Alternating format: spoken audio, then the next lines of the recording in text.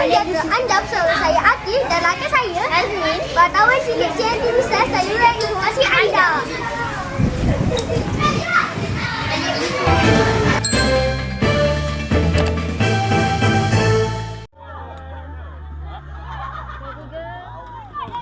Hari ini berlangsungnya acara awal Sukan Tahunan kali ke-65 di Padang Arena Bestari SK Sultan Abdul Aziz. Semua atlet mempamerkan kesungguhan masing-masing untuk merebut gelaran juara. Betul tu Akif, siapakah yang bakal merangkul gelaran juara tahun ini? Teruskan bersama kami sepanjang membuat liputan pada hari ini.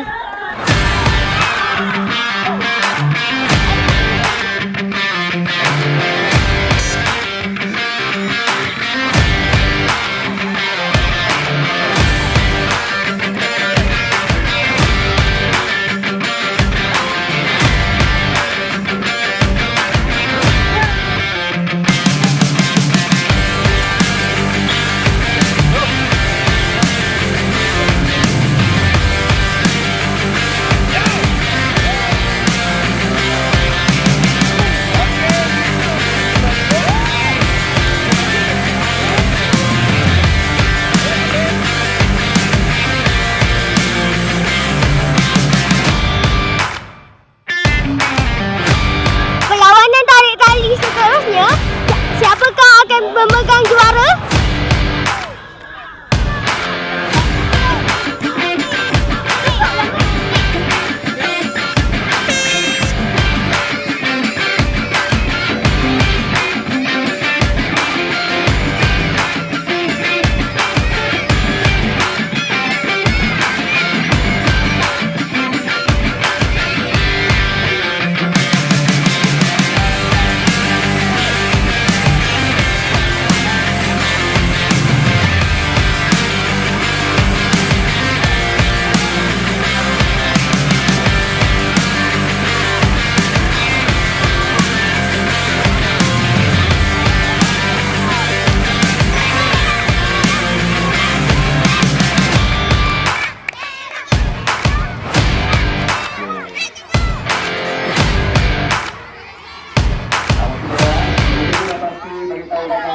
Assalamualaikum cikgu. Waalaikumsalam.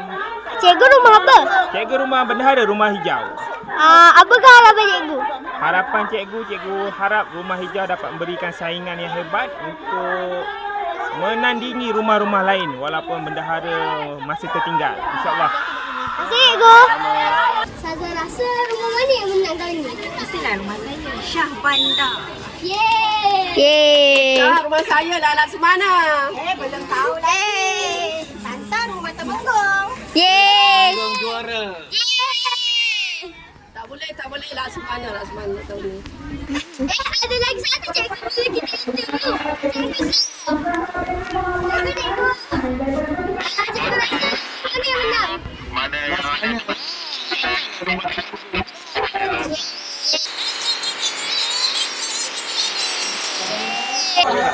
Saya harap agar rumah Shah Bandar dapat menjuarai kejohanan OKT kali ke-65.